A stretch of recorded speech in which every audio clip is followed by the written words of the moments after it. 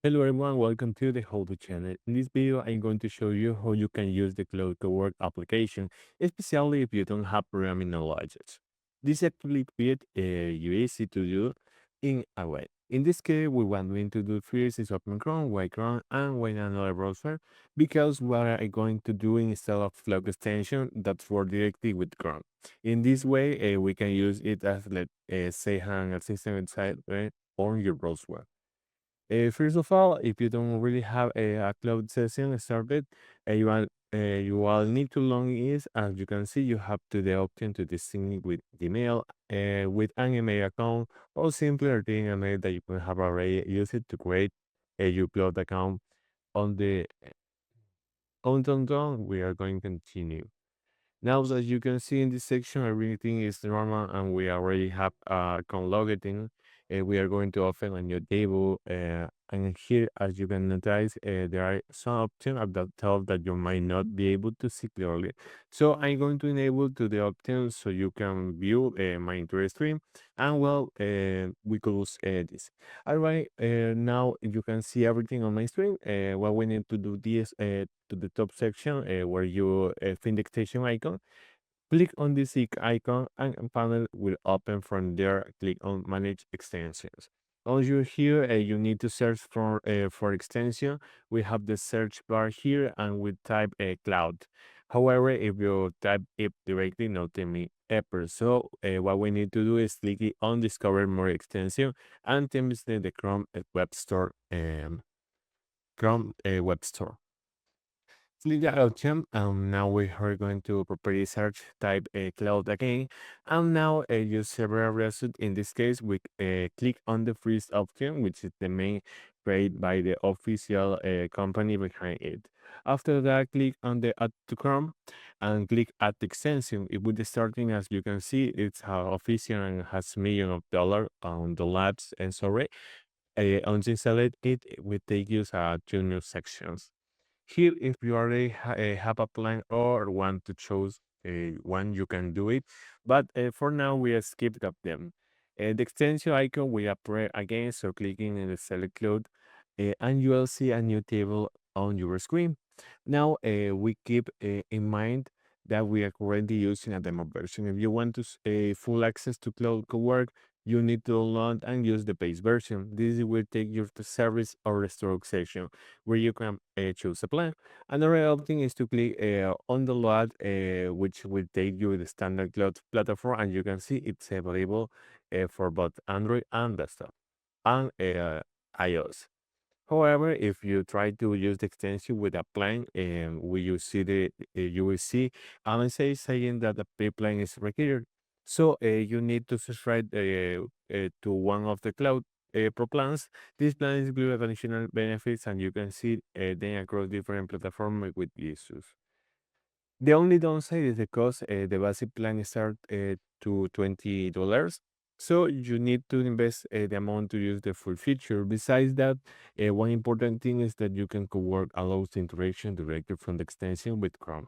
This means you can request action or tags directly from your browser. That's really the main benefit of Cloud Cowork. To use it, you use to install the extension and activate the mounting of the Arts operation. Here you can explore the different benefits like how to describe your nets and execute more effectively.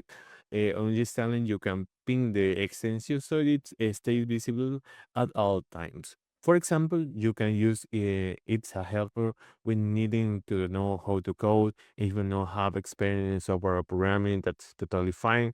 You can ask it to perform tasks like entering data into Google Drive, Excel, and more. You can also perform any other action. This page explains how Cloud Coworks works, and you can translate it if you need some parts of English or Unclear. I did mention it. It's a very useful option, especially if you are busy or if you are use other platforms like Zapier, Console Return, or you can connect everything and automate. For example, you can ask it to connect your Google Calendar and schedule an appointment, like setting a meeting for December 5 at a specific time. No? It will handle everything for you. Basically, you use request the action and Cloud Cowork, send it to servers and complete the text automatically, saving you time and helping you automate your workflow.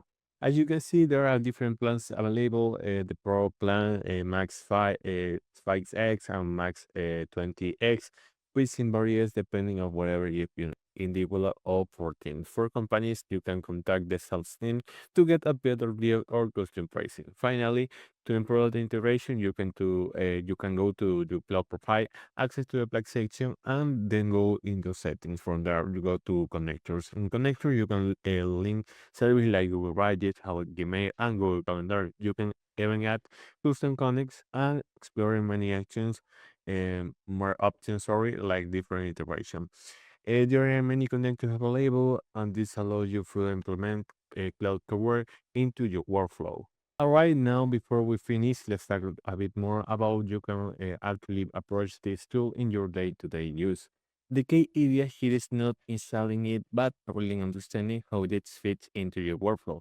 Cloud Cowork is designed to act more like a bridge between different platforms. So instead of thinking of if you're another extension, you should think of this something that connects everything you already use. For example, if you usually work with multiple tools during the day, switching between tabs, copying information, or repeating the same actions, this is where the kind of solution starts to make a lot of more sense. It's not replacing what you already do, but simply how you do it. Another important point is that this type of tool becomes more valuable over time. At the beginning, you might only use it for simple requests, but as you can get more comfortable, you start to really inform more complex tasks. That's where you really start to notice the difference. Also, something to keep in mind is that everything depends on how you communicate with it. Since you are basically giving instruction, the clearer and more structured your requests are, the better results you get. So it's worth taking a few seconds to think about what do you want before asking. And finally, this is one those tools you can adapt up to a different type of user, whether you're working with a content managing task or just trying to save a time or repeating actions. You can adjust it to your needs without having deep technical knowledge. So overall, it's less about learning something complicated and more about using it constantly until it becomes part of your routine. Now, yes, that will be all for this video. If you found it useful, don't forget to leave a like to subscribe to the channel for more tutorials like this. It really helps the channel grow and lets me know you want more content like this. Also, if you have any question or something wasn't clear, feel free to leave it down in the comments, and I'll try to help you as soon possible. Is there any other tool or topic you want me to cover? You can let me know as well. Thanks a lot for watching. I really appreciate your time, and I'll see you in the next video.